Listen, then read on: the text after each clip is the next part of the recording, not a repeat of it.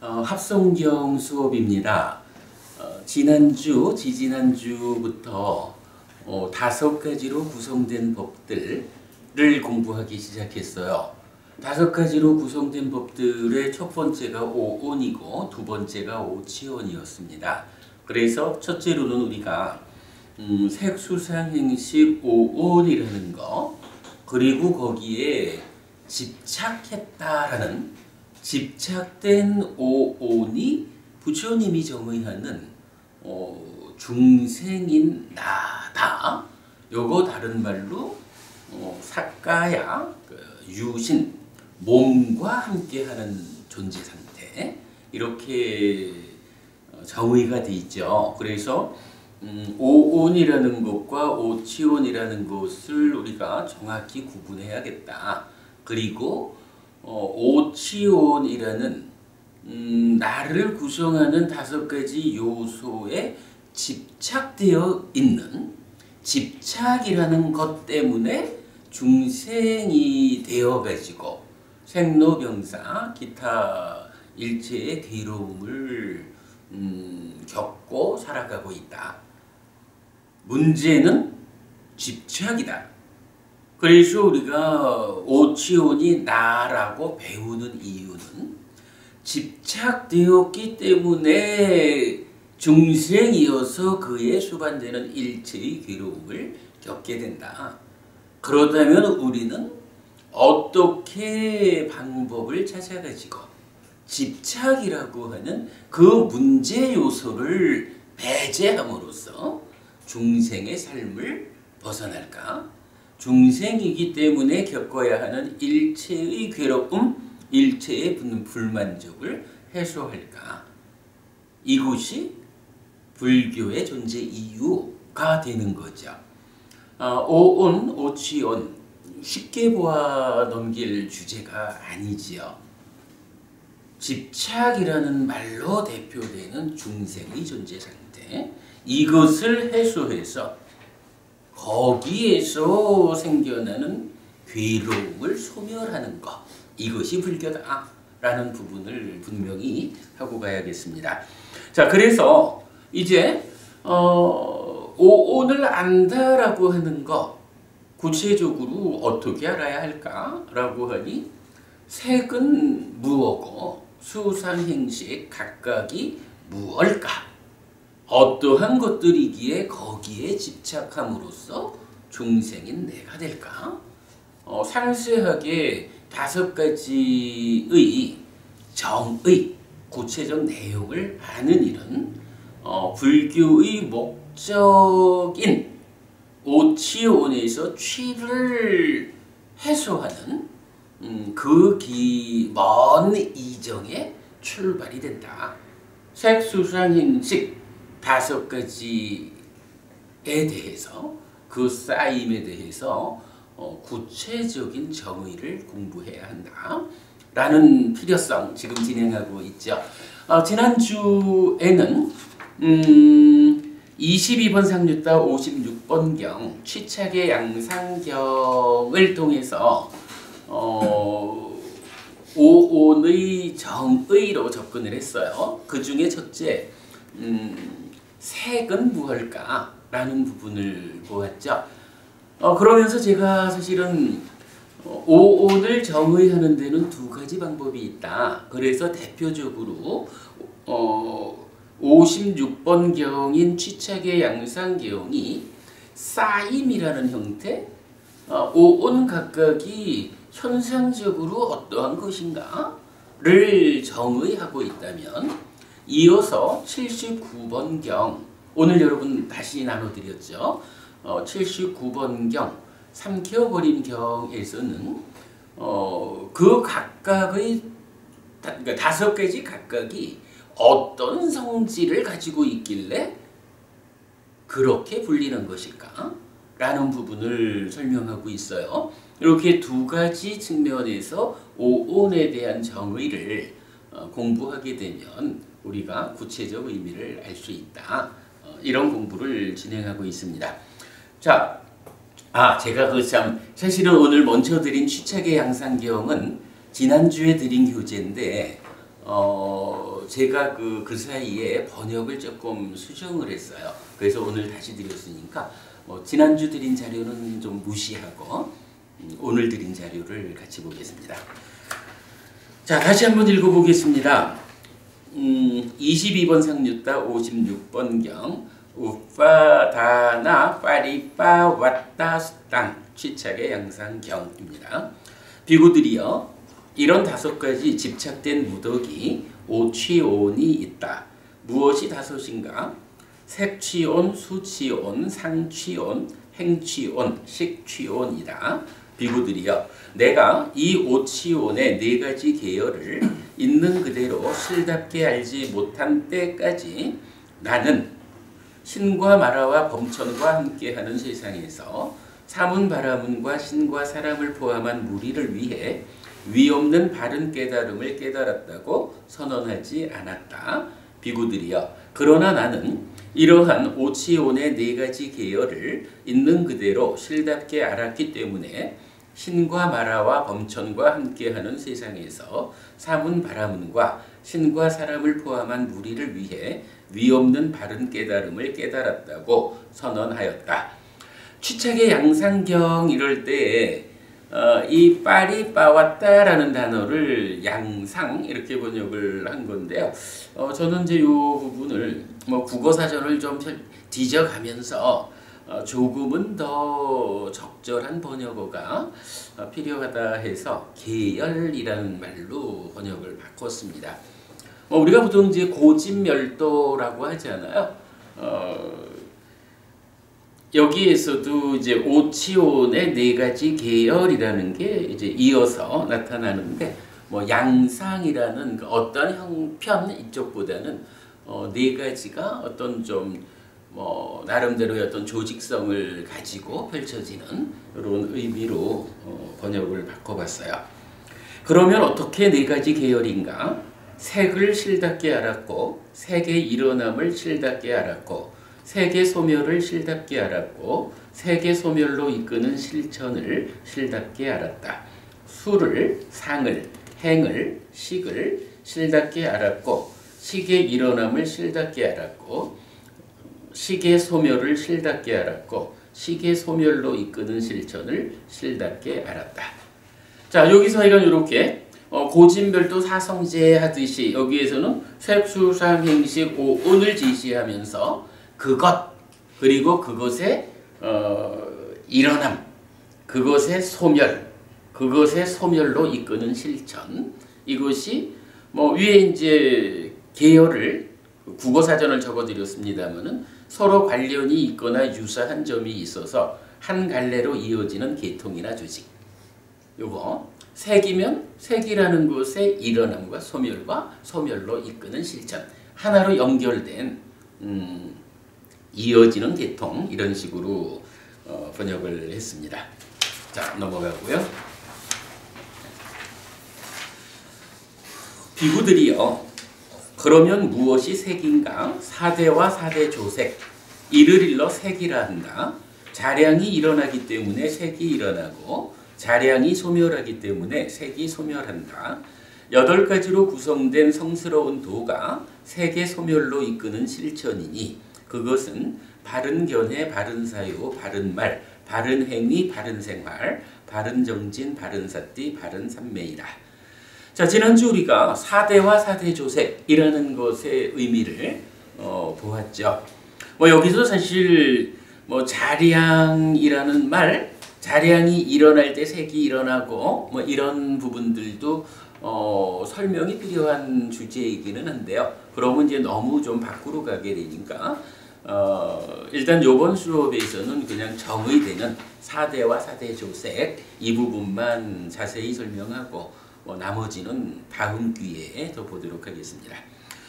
비구들이여, 어떤 사문들이든 바라문들이든 이와 같이 색을 실답게 알고, 색의 일어남을 실답게 알고, 색의 소멸을 실답게 알고, 색의 소멸로 이끄는 실천을 실답게 알아서 색에 대한 염오와 이탐과 소멸을 위해서 실천하는 자들은 잘 실천하는 자들이다. 잘 실천하는 자들은 이 법과 율에서 견고한 디딤판을 얻는다.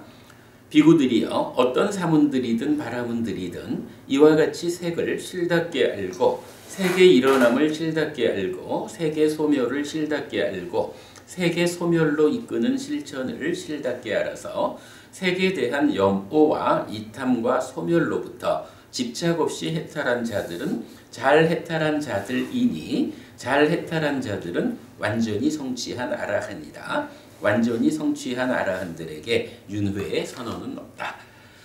아무튼 뭐 굉장히 중요한 경전이기 때문에 뒤에 우리가 이 온삼류다를 시작부터 끝까지 전체로 공부하는 과정에서는 좀 상세한 의미를 보겠고요.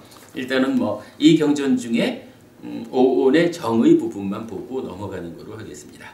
자, 이어서 비구들이여 그러면 무엇이 수인가? 비구들이여 6가지 수의 무리가 있나니 한촉에서 생긴 수, 이촉에서 생긴 수, 비촉에서 생긴 수, 설촉에서 생긴 수, 신촉에서 생긴 수, 의촉에서 생긴 수이다. 비구들이여 이를 일러 수라 한다. 촉의 일어남에서 수의 일어남이 있고 촉의 소멸로부터 수의 소멸이 있다. 8요소로 구성된 성스러운 도가 수의 소멸로 이끄는 실천이니 그것은 바른 견해, 바른 사유, 바른 말, 바른 행위, 바른 생활, 바른 정진, 바른 사띠, 바른 삼매이다. 비구들이여 어떤 사문들이든 바라문들이든 이와 같이 수를 실답게 알고 수의 일어남을 실답게 알고 수의 소멸을 실답게 알고 수의 소멸로 이끄는 실천을 실답게 알아서 수에 대한 염오와 이탐과 소멸을 위해서 실천하는 자들은 잘 실천하는 자들이다. 잘 실천하는 자들은 이 법과 율에서 견고한 디딤판을 얻는다. 비구들이여 어떤 사문들이든 바라문들이든 이와 같이 수를 실답게 알고 수의 일어남을 실답게 알고 수의 소멸을 실답게 알고 수의 소멸로 이끄는 실천을 실답게 알아서 수에 대한 염오와 이탐과 소멸로부터 집착 없이 해탈한 자들이니 잘 해탈한 자들은 완전히 성취한 아라한이다. 완전히 성취한 아라한들에게 윤회의 선언은 없다. 자, 여기서는 뭔가요? 앞에 색에서는 색이란 4대와 4대 조색입니다. 지수화풍과 지수화풍이 결합되어 있는 거, 이것이 색, 물질입니다. 이랬는데 여기서는 무엇이 수일까? 수라는 것은 촉을 조건으로 생겨나는 것입니다. 그런데 이 촉이라는 것이 안촉, 이촉, 비촉, 설촉, 신촉, 의촉 6가지 촉이 있어서 수라고 하는 것도 안촉의 경우에는 안촉에서 생긴 수, 안촉생수 이렇게 보통 부르죠. 내지 의촉에서 생긴 수, 의촉생수의 6가지 수가 있습니다. 이렇게 말하는 거죠. 느낌이 경험되었다. 내가 지금 경험하고 있는 느낌은 어떤 것이 있을까? 안촉 내지 의촉에서 비롯된 느낌이 있는 것이다. 내가 안촉 내지 의촉을 통해서 생겨난 느낌을 내가 지금 경험하고 있다. 느낌과 경험이라는 양측면에서 수를 보아야 하는 필요성 이렇게 나오죠. 그리고 나면 나머지는 동일한 내용이죠. 이어서 비구들이여 그러면 무엇이 상인가? 비구들이여 6가지 상의 무리가 있나니 색상, 성상, 향상, 비상, 촉상, 법상이다. 비구들이여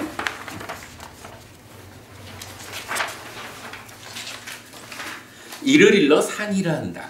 촉의 일어남에서 상의 일어남이 있고 촉의 소멸로부터 상의 소멸이 있다. 8요소로 구성된 성스러운 도가 상의 소멸로 이끄는 실천이니 그것은 바른 견해, 바른 사유, 바른 말, 바른 행위, 바른 생활, 바른 정진, 바른 사띠, 바른 삼매이다. 비구들이여 어떤 사문들이든 바라문들이든 이와 같이 상을 실답게 알고 상의 일어남을 실답게 알고 상의 소멸을 실답게 알고 상의 소멸로 이끄는 실천을 실답게 알아서 상에 대한 염오와 이탐과 소멸을 위해서 실천하는 자들은 잘 실천하는 자들이다. 잘 실천하는 자들은 이 법과 율에서 견고한 디딤판을 얻는다. 비구들이여 어떤 사문들이든 바라문들이든 이와 같이 상을 실답게 알고 상의 일어남을 실답게 알고 상의 소멸을 실답게 알고 상의 소멸로 이끄는 실천을 실답게 알아서 상에 대한 염오와 이탐과 소멸로부터 집착 없이 해탈한 자들이니 잘 해탈한 자들은 완전히 성취한 아라한이다. 완전히 성취한 아라한들에게 윤회의 선언은 없다. 강부부님, 앞에 수하고 수도 그러니까 촉을 조건으로 하는 6가지로 나타났죠. 상을 말할 때도 촉을 조건으로 설명하면 되는데 역시 6가지예요. 수의 6가지하고 상의 6가지가 어떤 차이를 보여주나요?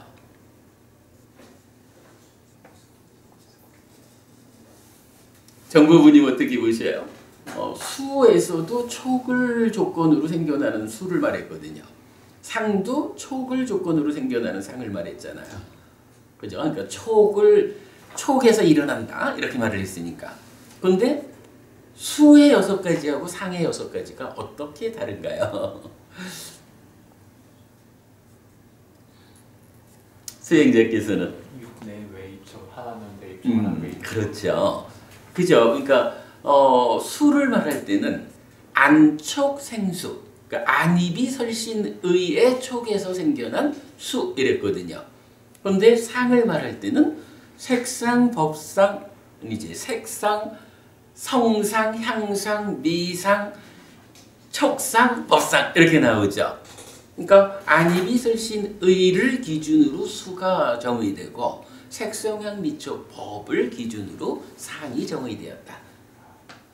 육내입처 달리 말하면 인식 과정을 놓고 보는 자의 입장에서 수는 정의가 되었고 보이는 자의 입장으로 상이 정의되었다. 요 개념 구분할 수 있죠. 사실은 삶을 이해하는 데서는 굉장히 중요한 포인트가 됩니다. 그리고 나면 나머지 똑같죠. 그 다음에 넘어갑니다. 비구들이여 그러면 무엇이 행인가? 비구들이여 6가지 사의 무리가 있나니 색사, 성사, 향사, 미사, 촉사, 법사이다. 비구들이여 이를 일러 행이라 한다. 촉의 일어남에서 행의 일어남이 있고 촉의 소멸로부터 행의 소멸이 있다. 8요소로 구성된 성스러운 도가 행의 소멸로 이끄는 실천이니 그것은 바른 견해, 바른 사유, 바른 말, 바른 행위, 바른 생활, 바른 정진, 바른 사띠, 바른 삼매이다.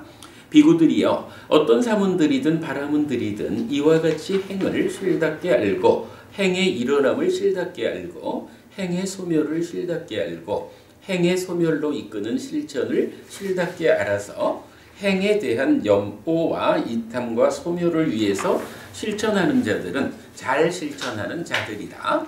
잘 실천하는 자들은 이 법과 율에서 견고한 디딤판을 얻는다. 비구들이여 어떤 사문들이든 바라문들이든 이와 같이 행을 실답게 알고 행의 일어남을 실답게 알고 행의 소멸을 실답게 알고 행의 소멸로 이끄는 실천을 실답게 알아서 행에 대한 염오와 이탐과 소멸로부터 집착 없이 해탈한 자들은 잘 해탈한 자들이다. 잘 해탈한 자들은 완전히 성취한 아라한이다. 완전히 성취한 아라한들에게 윤회의 선언은 없다. 수행자님은 어떻게 보십니까? 수는 내입처 측면에서 정의되었고요. 상은 외입처 측면에서 정의가 되었죠. 상하고 행하고는 또 어떤 차이가 보이나요? 하고 행은 다 두 개 다 같이 외입처를 대상으로 하고 그렇죠. 그런데도 사실은 차이가 하나 있어요. 우리가 이렇게 나와 있죠. 상은 색성향 미촉 법에 대한 상 이렇게 나왔죠. 네. 그러니까 상온을 설명하면서 6가지 상이다 이렇게 나오는데 행은 어떻게 나오나요? 상과 같이 나오려면 색행, 성행 내지 법행 이래 나와야 되잖아요. 그런데 그렇죠. 행으로 나오지 않고 그지 정보분이 행 대신에 사가 나왔죠. 요 부분 아주 중요한 부분입니다. 오온을 정의하는 데 있어서 앞으로 우리가 12연기를 공부하는 과정에서도 그렇고요. 행이라는 것이 정의되기를 의도라고 정의되었다. 6가지 의도가 행이다라고 정의되고 있다라는 거. 뭐 이어서 보겠지만은 사실은 이제 행이라는 말은 이게 구체적으로는 행위를 직접 말하는 건 아니죠. 형성작용이라는 개념이거든요. 근데 사라는 건 뭐예요? 의도라는 것이고 이 의도가 그대로 연장되어서 신구의 삼업을 의미하거든요. 이 개념 여러분 정말 놓치면 안 되는 거예요. 그러니까 행위라고 하는 것은 형성작용인데 이 형성작용의 그 과정은 구체적으로 무엇이 그 작용을 하는 것일까? 바로 의도라고 불리는 거, 연장선에서 말하면 신구의 삼업이라고 말하는 이것이, 그죠? 신구의 삼업이라는 이 행위가 바로 오온에서 말하는 형성작용 그것입니다. 요걸 보여주고 있어요. 요 개념, 방법은님, 요거 놓치면 안 돼요. 아주 중요한 내용입니다. 자, 그리고 이제 또 넘어갈게요. 비구들이여, 그러면 무엇이 식인가? 비구들이여, 6가지 식의 무리가 있나니 안식, 이식, 비실, 설식, 신식, 의식이다. 비구들이여, 이를 일러 식이라 한다. 명색의 일어남에서 식의 일어남이 있고 명색의 소멸로부터 식의 소멸이 있다. 8요소로 구성된 성스러운 도가 행의 소멸로 이끄는 실천이니 그것은 바른 견해, 바른 사유, 바른 말, 바른 행위, 바른 생활, 바른 정진, 바른 삿띠, 바른 삼매이다. 비구들이여, 어떤 사문들이든 바라문들이든 이와 같이 식을 실답게 알고 식의 일어남을 실답게 알고 식의 소멸을 실답게 알고 식의 소멸로 이끄는 실천을 실답게 알아서 식에 대한 염오와 이탐과 소멸을 위해서 실천하는 자들은 잘 실천하는 자들이다. 잘 실천하는 자들은 이 법과 율에서 견고한 디딤판을 얻는다.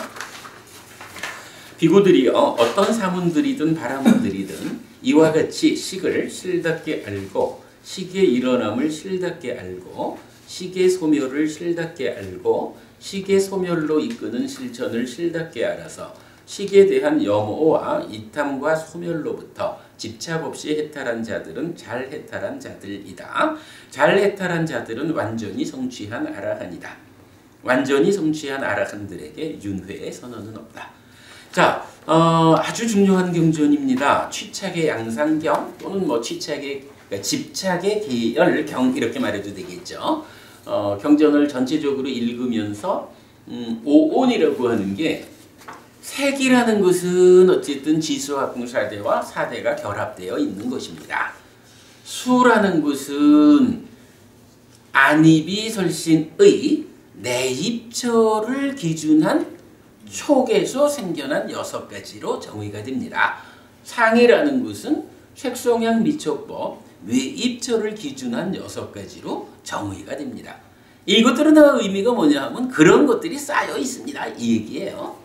그리고 행은 색성향 미촉 법으로 기준을 하는데 행이라고 하는 형성작용을 구성하는 구체적인 실제적으로 쌓여있는 것들이 뭐냐라고 하니 의도라고 불리는 연장되면 신구의 삼업인 이것이 형성작용의 몸통으로 정의가 되었습니다. 라는 거고 식은 어때요? 식은 다시 내입처를 기준한 안식 내지 의식의 6가지로 정의가 되었죠.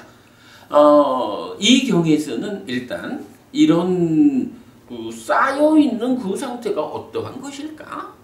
라는 그 측면의 정의를 보았다. 이렇게 하겠습니다. 자, 이어가지고 오늘 드린 두 번째 두 번째 교재 22번 상류자의 79번 경입니다. 삼켜버림 경 그랬는데 뭐 번역은 조금 달리 할 수 있겠습니다. 사와티에서 설해진 경입니다.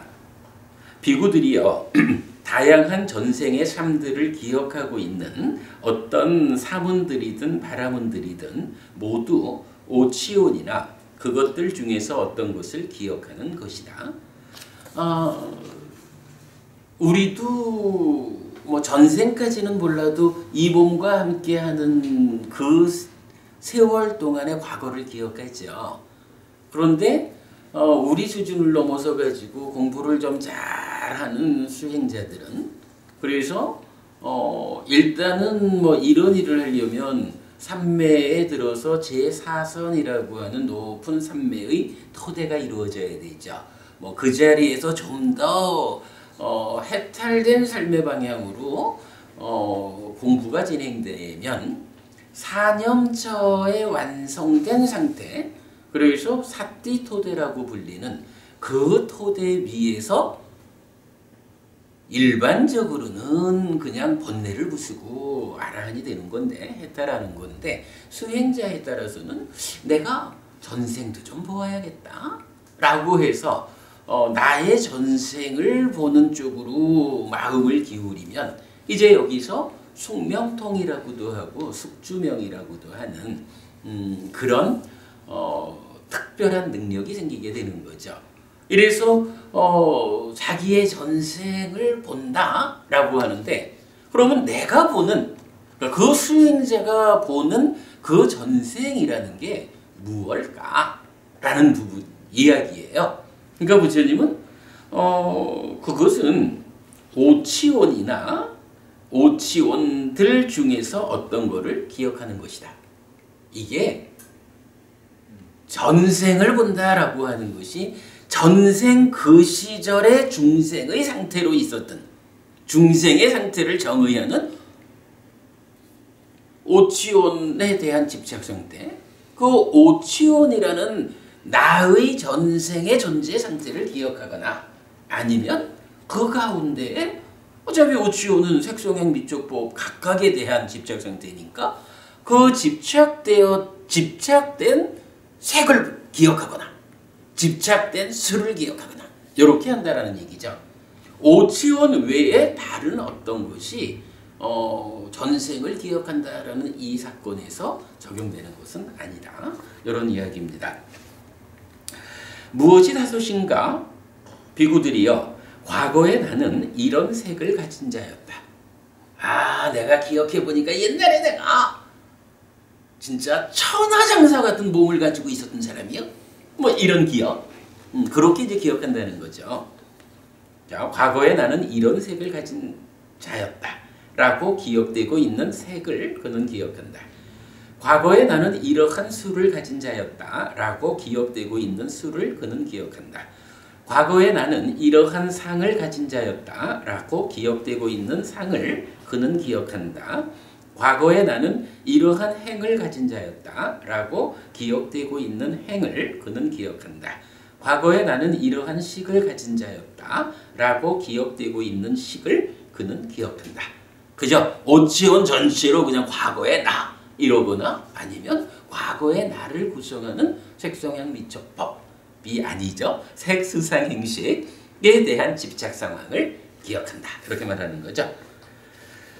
자, 이제부터 이제 다시 이 경에서 우리가 중심하는 내용은 뭔가요? 색수상행식 오온이 무엇일까라는 정의의 또 다른 측면을 보려는 거죠. 이제 그 이야기가 나옵니다. 비구들이요, 그러면 무엇을 색이라고 말하는가? 강부부님, 우리 앞의 경에서 무엇이 색인가? 라고 하면 답이 뭐였어요? 색 이러면은 사대와 사대조색. 색이라는 거, 물질이라는 거, 또는 우리 몸이라는 것은 지수화풍 네 가지 요소와 그 요소들이 결합된 상태. 이것이 색이다. 이렇게 보여지는 상태를 말해줬잖아요. 근데 이제 이 경에서는 뭐예요? 무엇을 색이라고 하는가? 라고 하니까 다른 측면에서 4대와 4대 조색이라고 하는 그 상태가 어떤 성질을 가진 것일까? 요 개념을 설명해 주는 거예요. 자, 아주 중요한 내용이 나오죠. 부딪힌다고 해서 색이라고 한다. 그러면 무엇에 의해서 부딪히는가? 차가움에 의해서도 부딪히고, 더러움에 의해서도 부딪히고, 배고픔에 의해서도 부딪히고, 목마름에 의해서도 부딪히고, 파리, 모기, 바람, 햇빛, 파충류들에 의해서도 부딪힌다. 비구들이요. 부딪힌다고 해서 색이라고 한다. 자, 그 윗줄에 우리 원어를 보면 낀자 비카웨 루팡 와데타 비구들이요. 무엇을 색이라고 말하는가 하고 루파띠띠 코 비카웨 따스말 루팡띠 우짜띠 이랬어요. 이게 뭐냐 하면 비구들이요. 참으로 루파띠띠 루파띠라고 해서 그러니까 루파띠라는 단어 하나를 지시하면서 그 루파띠라는 그 단어의 의미라고 해서 그러므로 색이라고 불린다. 이렇게 말하는 거예요. 루파띠.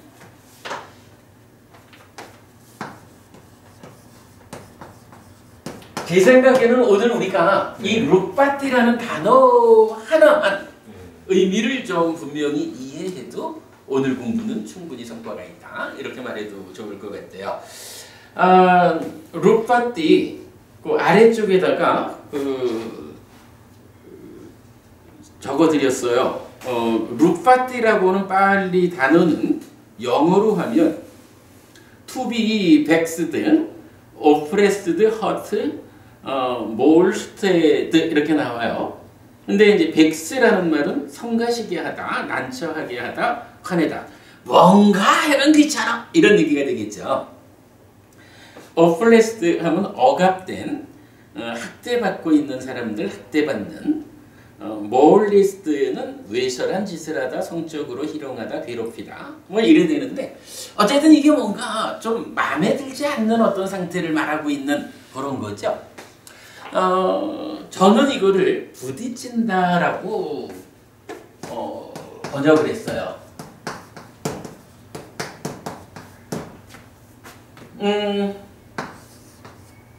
이 단어는 사실은 국내에 번역된 말도 다르고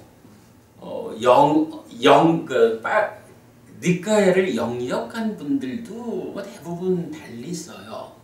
근데 대략 보면 이 두 가지 중에 하나로 볼 수가 있을 것 같아요. 한 가지는 변형된다라는 의미로 해석을 해요. 예를 들어서 이런 거예요.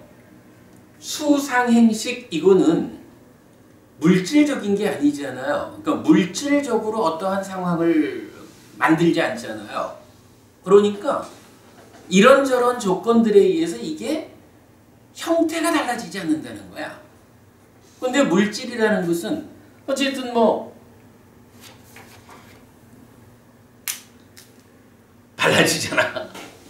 형태가 변한다는 거예요. 뭐 이런 의미로 변형된다라는 말을 쓰는 것 같고요.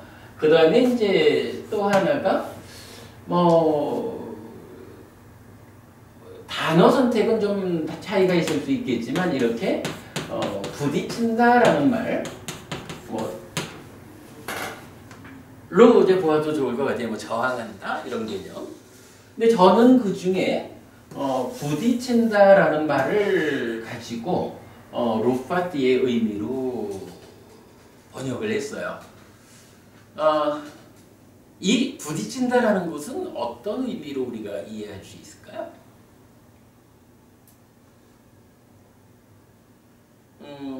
수행자님 생각 어떻습니까? 이 루파띠, 물질을 우리가 앞에서 보았지만 색은 분명히 4대와 4대 조색이거든요.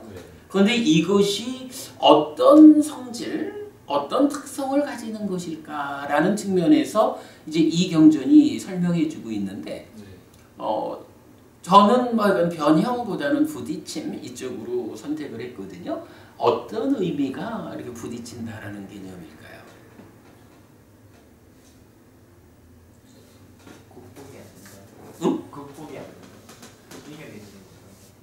아니, 글쎄, 의미를 제가 잘 모르겠는데 이렇게 한번 힌트 드릴게. 지난주 수업에서 지난주 우리 4대를 말하면서 어떤 거와 연결해 봤나요?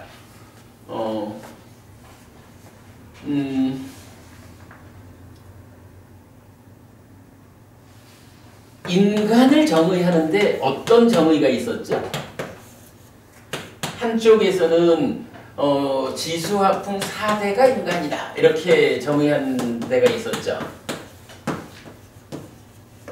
그런가 하면 부처님은 지수화풍 4대 더하기 공 더하기 식 해서 6개로서 인간을 정의했잖아요.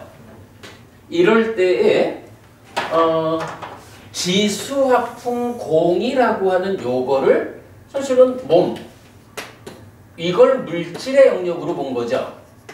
그리고 식을 별개로 봤잖아요. 요거 왜 공까지를 포함해 가지고 물질도 우리가 이해를 했을까?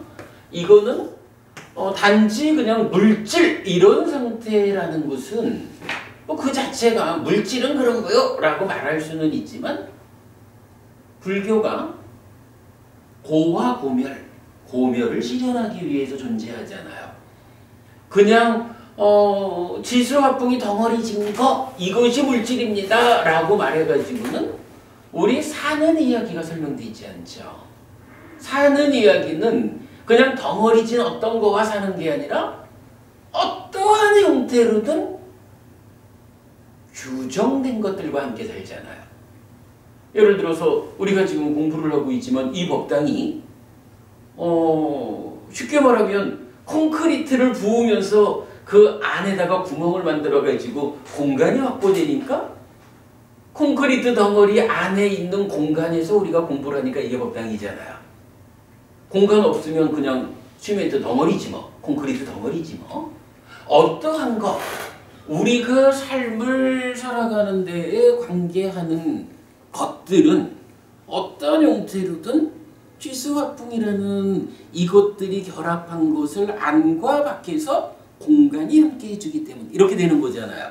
그래서 6개를 말하면서 공간 자체로서는 아무 의미가 없다라고 말할 수 있지만 그러나 그 비어있음, 그 공이라고 하는 것이 함께 해주지 않으면 우리 삶에서 어떠한 것이라고 규정되지 않는다는 거죠. 그래서 공과 4대를 이 5가지를 물질을 구성하는 요소라고 우리가 이해하는 거잖아요. 자, 이런 개념을 놓고 부딪힌다. 어떤 의미가 될까? 우선 저희에게 질문을 던지시는 것보다 선생님께서 알려주시는 부분이 남으니까 설명해 주시면 그럴까요? 예, 사실은 이게 생각해보면 그럴만한데 상상이 잘 안 될 수도 있어요. 제대로 된 용도를 유인받지 않을 수 있다니까요. 쓰임새가 안 될 수 있다. 100%의 쓰임새를 가질 수 없다. 아니요. 그쪽보다는요. 바깥쪽이 공간이죠. 비어있는 거거든요. 안쪽도 공간이죠. 역시 비어있는 거거든요. 비어있다라고 하는 것은 그냥 허공이니까 이렇게 우리가 가는 거지 뭐. 그 허공 가운데 물론 뭐 말하면 보이지 않는 공기들이 다 있고 그러지만 이제 개념을 달리하는 거죠. 비어있다라고 하는 거는 그냥 아무런 저항 없이 비어있는 거예요. 그래서 예를 들어서 내가 저 비어있는 어느 자리에 내 자리를 잡아야겠다 라고 하면 비어있는 어느 자리에 나를 갖다 놓을 수가 있는 거야. 그죠? 왜냐면 아무것도 없는 비어있는 자리니까 내가 가서 서면 내 자리가 되는 거지 뭐. 그런데 이런 바깥 공간과 안의 공간의 사이에 무엇가 있냐 하면 4대와 4대 조색, 뭐 그냥 4대 조색 이러면 되겠죠. 4대로 구성된 4대 조색인 어떤 것이 있잖아요. 그럼 이 어떤 것이 있다라는 이거는 뭐예요? 비어있는 것의 반대말이죠. 비어있지 않은 거야 이거는. 비어있지 않다라는 말은 달리 말하면 공간을 어떻게 해요? 차지하고 있는 거야 이게. 공간을 차지하고 있는 거라. 그러면 공간을 차지하고 있는 어떤 것에 내가 가려면 아니면 내가 무언가를 그 자리를 차지하려면 자 이렇게 볼까요? 이 책상이라는 요 4대 조색으로 된 것의 바깥을 공간이 싸고 있죠. 이 공간은 비어 있잖아요. 그러니까 제가 요거 분필을 비어 있는 공간에다가 놓아야겠다라고 하면 딱 갖다 놓으면 되죠. 그런데요,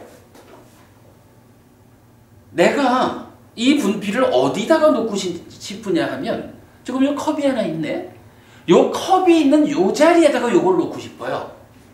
놓을 수가 있나요? 아무런 다른 방법 없이 못 놓는다고.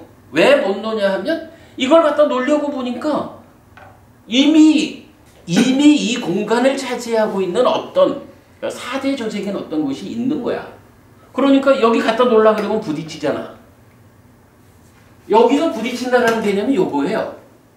강부부님 말씀하신 그게 아니고 부딪히는 거야. 이걸 갖다 놓으려니까 이 자리에 무언가 있어. 그럼 이거 놓으려면 어떻게 해야 돼요? 이거를 치워서 공간이 다시 생겨나야 여기다 놓을 수가 있다고. 지수화풍 4대라고 하는 것이 있는데 어떠한 물질적인 것이든 그러니까 물질적인 것은 어떠한 것으로 규정되고자 하면 규정되려면 반드시 공간을 필요로 한다고요. 그러면 이제 물질이라고 하는 이거는 공간과 공간 아닌 그 4대와 4대 아닌 공 이렇게 말할 수도 있지만 공간과 공간 아닌 거 이렇게 볼 수도 있는 거예요. 공간과 공간 아닌 거. 공간 아닌 거라는 것은 어쨌든 공간을 차지하고 있고 여기에 내가 무언가를 이 공간을 그러니까 어떤 다른 4대 조색이 차지하고 있는 공간을 내가 쓰려면 어떻게 해요? 이미 차지하고 있는 그것에 부딪혀 저항을 받아 방해가 돼 이런 개념이 되잖아. 사실은 4대와 4대 조색 요 자체만을 놓고는 우리가 좀 생각하기 애매할 거예요. 그런데 여기에 바로 6개가 말하는 공간이라고 하는 개념에 의해서 어떤 것이 규정된다. 이때 공간이라고 하는 것은 어쨌든 비어있는 자리야. 그래서 그 자리를 내가 차지하는데 아무런 문제가 없어.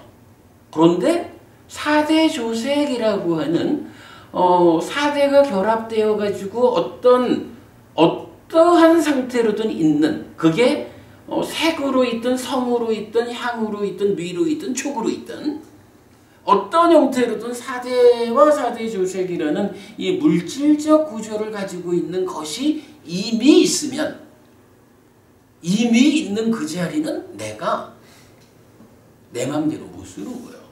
어쨌든 그것에 의해서 부딪혀요.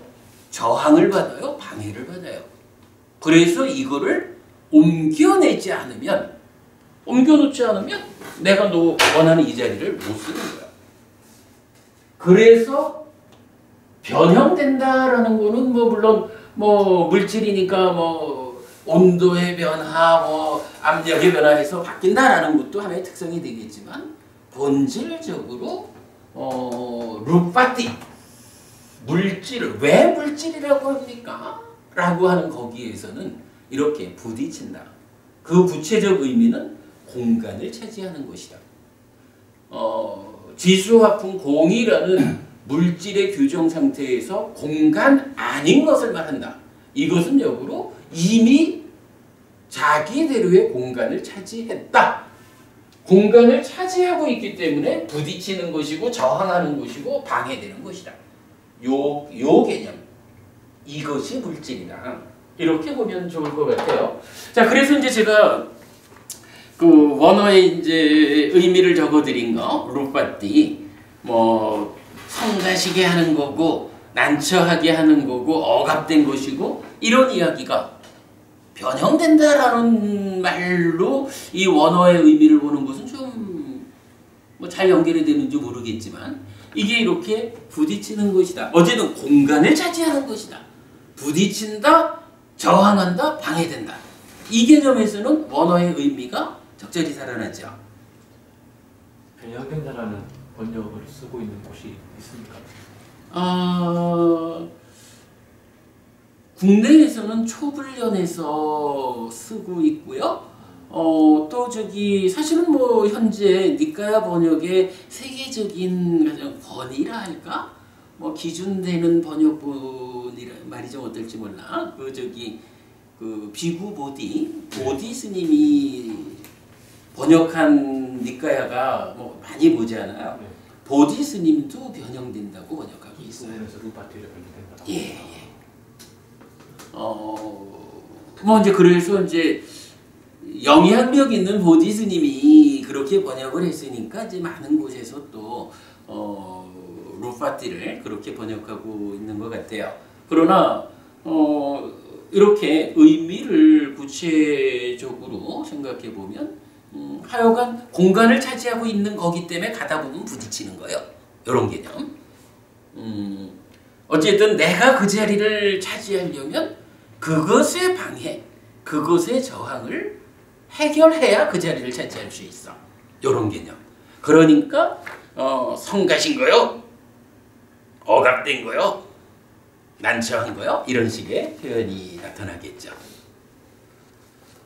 정보부님, 요 색이라는 거, 물질이라고 하는 거, 이렇게 공간을 차지하고 있기 때문에 나한테 방해가 된다. 어떤 형태로든 나에게 부딪히는 거, 이런 개념으로 물질을 이해하는 거 타당해 보이세요? 예, 요거 제가 볼 때는 그래도 우리가 이게 만약에 우리가 육계라고 하는, 그러니까 물질은 4대와 4대 조색이요, 요것만 가지고 접근을 하면 사실은 이게 이런 우리의 해석을 하기가 어려워요. 그런데 육계라고 하는 또 다른 교리, 육계 사실은 굉장히 중요한 교리죠.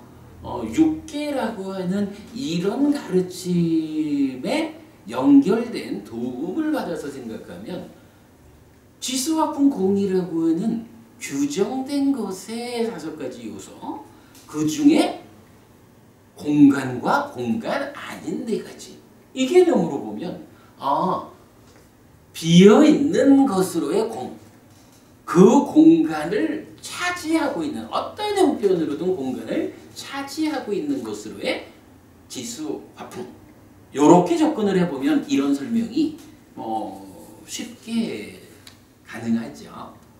이렇게 우리가 이제 경전을 꿰는 일이 중요하죠. 요지는 결국 부딪힘이라는 선택하시게 된 이유가 제한됨과 방해받음 때문에 어떤 그 선택지, 저항함, 원어의 의미를 영역된 원어의 의미를 잘 살리기 위해서 선택하셨는데, 그런 의미에서 또 그 부딪힘이라는 용례 설명하기 위해서 공이나 개념도 설명해 주셨고, 그 아까 비구보디 스님과 초불련에서도 같은 의미에서 그 제한됨과 방해됨을 드러내기 위해서 우리가 무상고로 이어지지 않습니까? 네. 그래서 변형이라는 의미도 그 무상에서 고라는 의미를 조금 내포할 수 있어서 선택할 수가 아니 뭐 그 부분은 굳이 우리가 있잖아. 다른 어떤 상황을 이렇게 해서 이해하려고 노력할 이유는 없어요. 저도 뭐 그쪽 아니 왜냐하면 아니 잠깐 스님 이야기를 뭐 나도 뭐 그렇게 말하는 건 아니고 변형된다는 말하고 부딪힌다는 말은 전혀 다른 말이거든. 전혀 다른 말을 우리가 다른 것 중에 어떤 한 가지를 선택해서 경전을 해석한다라고 할 때는 다른 분들이 어떤 방법으로 접근을 했든 네. 다르면 다를 뿐이라 네. 굳이 그분이 그렇게 그런 설명을 해야 하는 것을 이러이러하게 연결해가지고 이해하려고 뭐 굳이 애쓸 필요는 없어요. 굳이 애써진 건 아니고 그냥 그 제안과 반응에 대한 때문에 공통점이 느껴졌었고요. 그래서 그 제안. 근데 이제 나는 예. 변형된다라는 말에서 이렇게 부딪힌다는 말을 하고 연결되는 공통점을 잘 연결이 안 되는데 제안과 반응. 아니 그래서 이제 내가 하는 얘기는 뭐냐 하면 수행자님, 예. 내가 하는 얘기는 공통점이 없는 두 가지를 공통점을 찾아내기 위해서 애쓰는 것이 불필요한 일이다. 그런 것은 오히려 네. 공부하는데 방해가 된다라는 얘기를 해드리고 있는 겁니다. 예. 거기까지만 하지.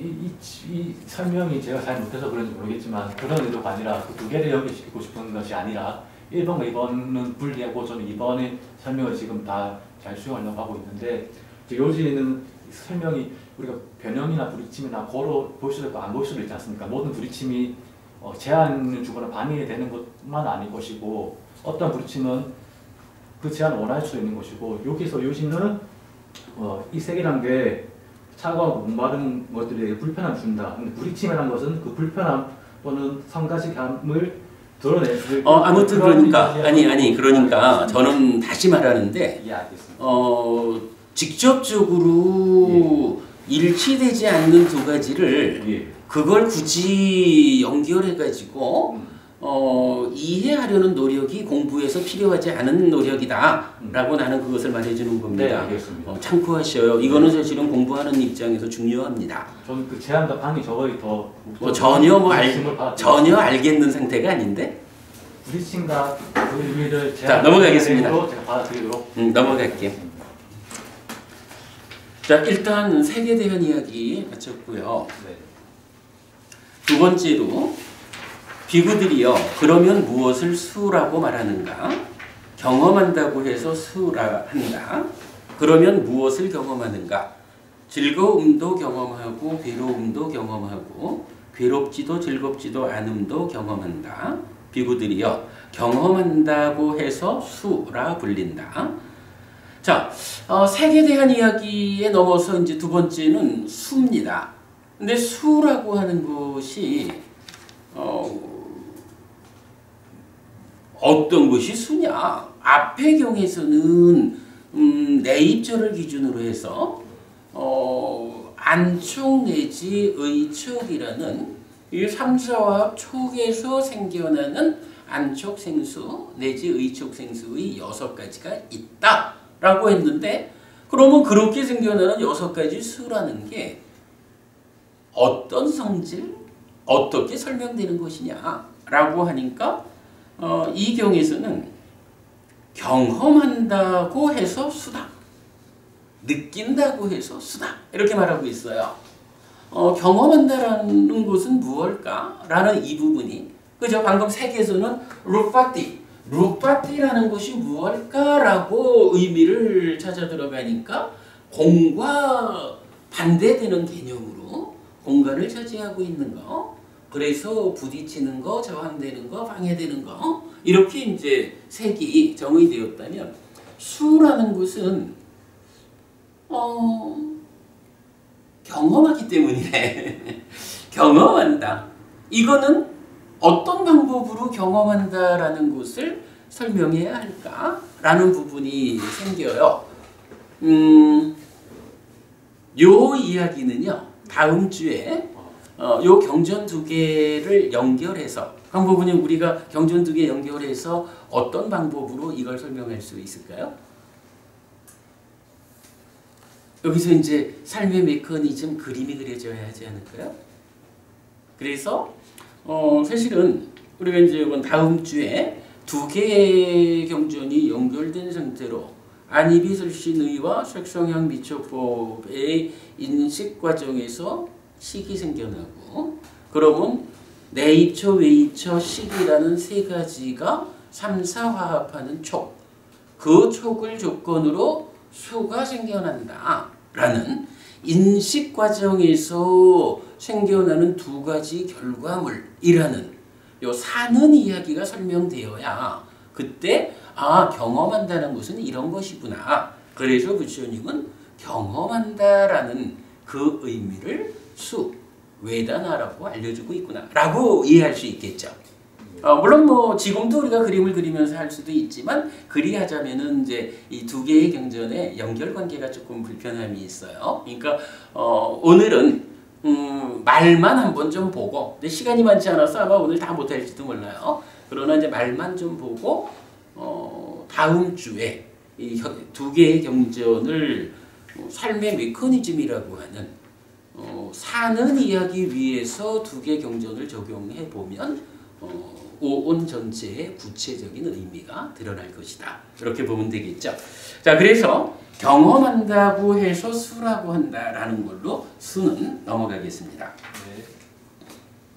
자, 그 다음에 비구들이요, 그러면 무엇을 상이라고 말하는가? 여기서는 이제 산자나띠라는 단어가 개념적으로 나타나요. 저는 요거를 이제 함께 안다, 상한다라고 번역을 했는데, 함께 안다고 해서 상이라고 한다. 그러면 무엇을 함께 아는가? 파란색을 함께 알기도 하고, 노란색을 함께 알기도 하고, 빨간색을 함께 알기도 하고, 하얀색을 함께 알기도 한다. 비구들이여, 함께 안다고 해서 상이라고 불린다.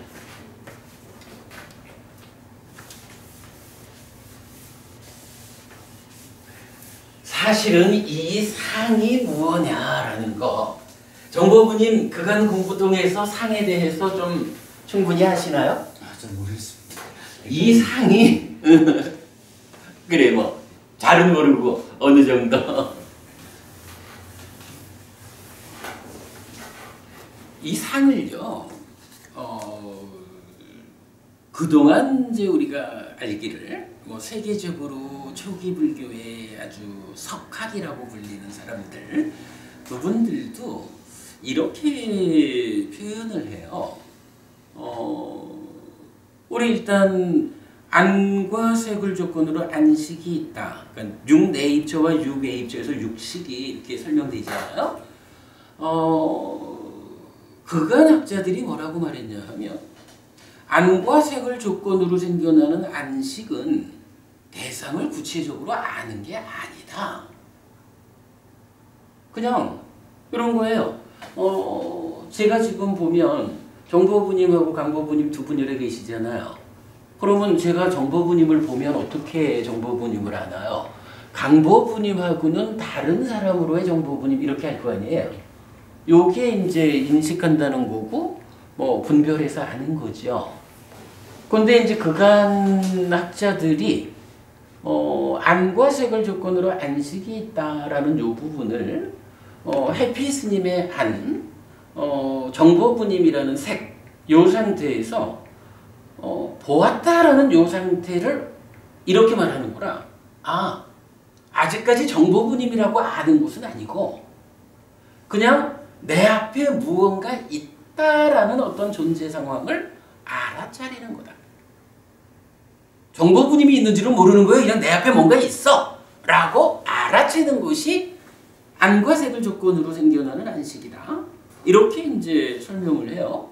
그리고는 이어서 수가 있고 그 다음에 상이 있는데, 상이라는 것이 뭐냐 하니 바로 지각, 인식 이래가지고 상에 갔어야 비로소 무언가 있다라고 알아챈 이것이 강보부님이 아니고 정보부님이다라고 분별해서 안다는 거야. 인식한다. 이렇게 이제 설명되고 있어요. 이게 이제 하여간 뭐 세계적으로 유명하다고 하는 그 석학들의 해석이에요. 그게 뭐 그분들이 해석해낸 게 아니고 이제 뭐 그 앞에 있는 문헌들이 그렇게 이제 설명을 해주고 있어요. 그런데 상이라는 것은요, 이제 그야말로 경전대로 상을 해석해 보면 상은 그게 아니라 다음 주에 우리가 식에 대한 정의까지를 같이 보겠지만 식이라는 말이 위자나띠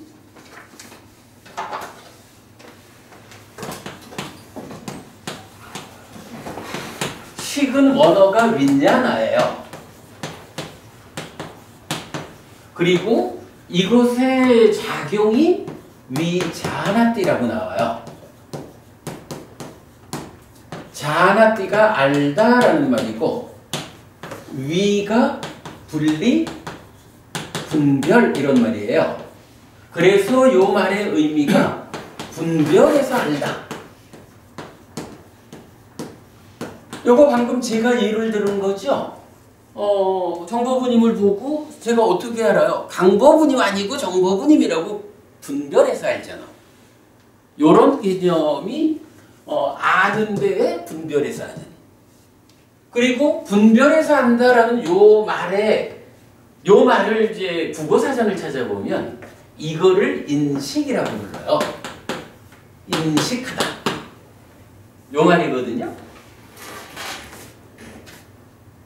근데 이제 방금 제가 설명드린 거로 보면 그간 학자들은 어떻게 말했다는 거예요?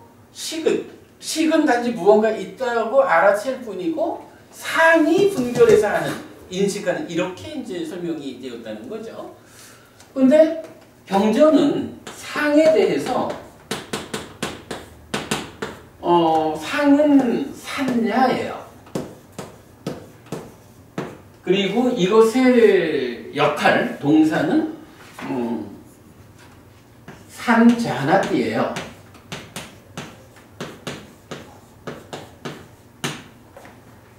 요 말의 의미를 찾아봐야 되는데 그거는 하여간 산자나띠 인식하다, 산야 인식 지각 이렇게 해석을 해왔던 거예요. 자, 여기에서 위라는 말은 분리, 분별 이래서 분별해서 한다라고 됐거든요. 산야 N 하나는 이제 발음 때문에 들어갔다 이렇게 보자고요. 니아라는 말이 이제 이게 알미라는 이제 어근이라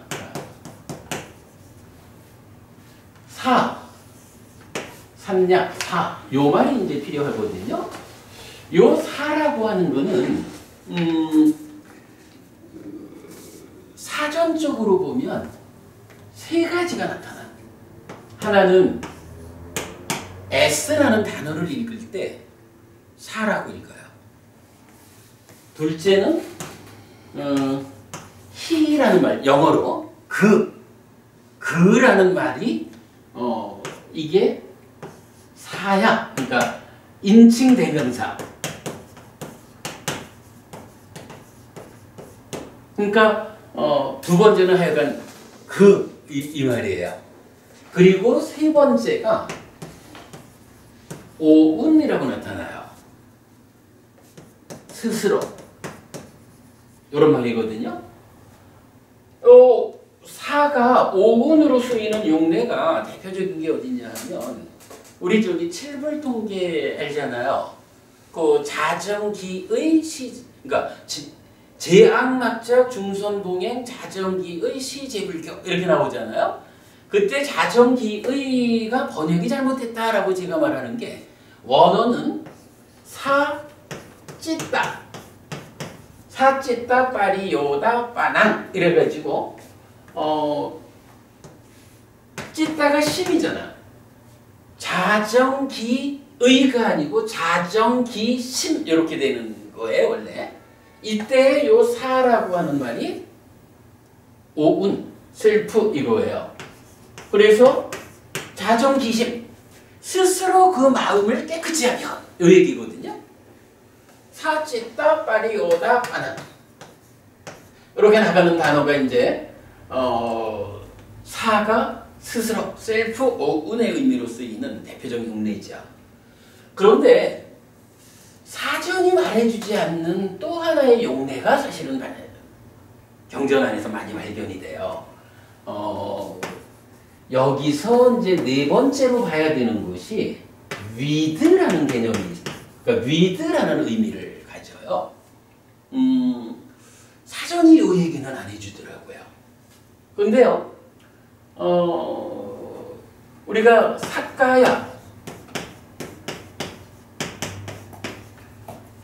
까야가 신이고, 요 사를 유라고 번역해서 유신하고 이게 오치온이다, 나다, 자기 존재다 이렇게 말하잖아요. 이때 이 사라는 것도 몸과 함께하는 이 개념으로 with로 이게 쓰이는 거예요.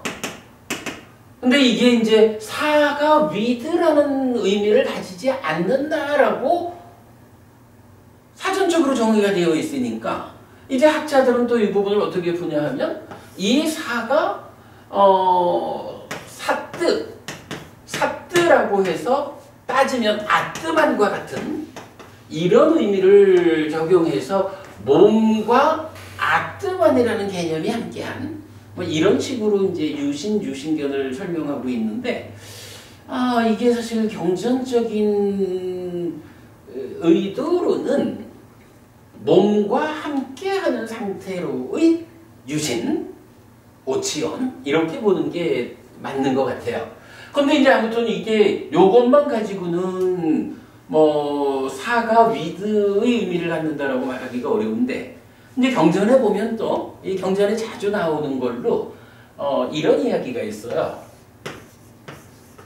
사대와께 샤 브라흐마께 뭐 이래가지고 대와 요게 이제 신이라고요.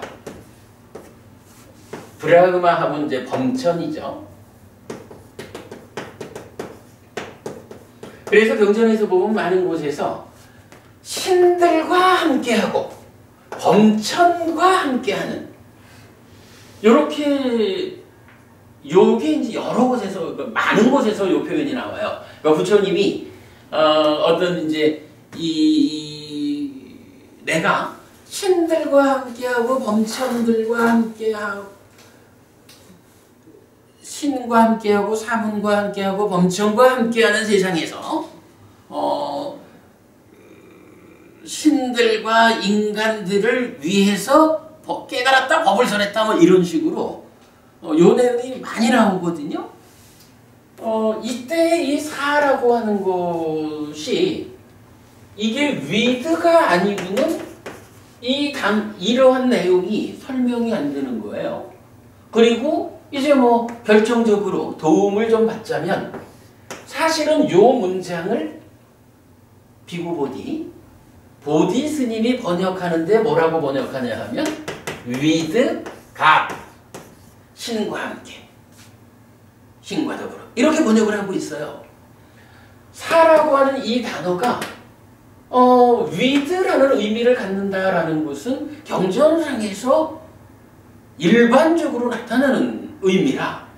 근데 묘하게 사전은 이거를 말을 안 해줘서 좀 헷갈림이 있어요. 근데 어쨌든 뭐 사전이 뭐라고 말하든 경전은 그렇게 쓰고 있는 거야. 그래서 이제 산야라는 요 사의 의미를 어떻게 보아야 하느냐라고 할 때 이거는 뭐 1, 2번이 당연히 아니고 3번으로 만약 적용한다면 스스로의 암? 이건 좀 말이 안 되는 거예요. 이때에 이제 with라는 말이 이 자리에 의미를 가지고 들어갈 수가 있어요. 그래서 따지자면 식은 알문 알미인데 어떤 알미냐 하니 분별된 알미다, 인식된 알미다 이렇게 말한다면 산야, 상이라는 것은 알문 알미인데 어떤 알미냐 하니 함께하는 더불은 알미다 이렇게 이제 표현할 수가 있고 그랬을 때 이제 산자나띠 요것은 마찬가지 자나띠는 알다고 산 요것은 with야. 그럼 요 말 어떻게 돼요? 함께 알다 이렇게 말할 수가 있는 거죠. 함께 알다. 시간이 다 됐으니까 여기에 대한 구체적인 이야기부터 다음 주에 하겠지만 한마디로 말하면 이런 거예요. 우리가 이제 정말 삶의 메커니즘을 규명했다라고 하는 것이 어떤 의미를 갖는지 참 명확해지는 거죠. 뭐 다음 주에 자세히 보고 일단 식이 1차 인식에서 생겨나잖아요. 네이처 웨이처. 그러면 3, 4와 합촉해가지고 수가 함께 생겨나거든요. 그러면 이때 식이 어떤 일을 하냐 하면 위자나띠 2차적인 인식작용을 해요. 2차 인식. 이러는데 이 식이 수를 느껴진 거, 경험된 거 요거를 분별하는 일을 해서 어떤 결과를 만드는데 이게 보면 식이 뭐 하는 거냐면 위자나띠 분별해서 하는 거거든. 인식하는 거거든. 근데요 부처님이 보아서 설명하는 우리 삶의 이야기는 식이라는 것이 그러니까 이 마음이 자기 혼자 대상을 분별하지 않는다는 거예요. 식이 대상을 분별하는 그 과정에 누군가와 함께 한다는 거예요. 어떻게? 함께 한다는 거예요. 함께. 이 분별해 하는 요 과정을 식 혼자 하는 게 아니고 누군가와 함께 한다.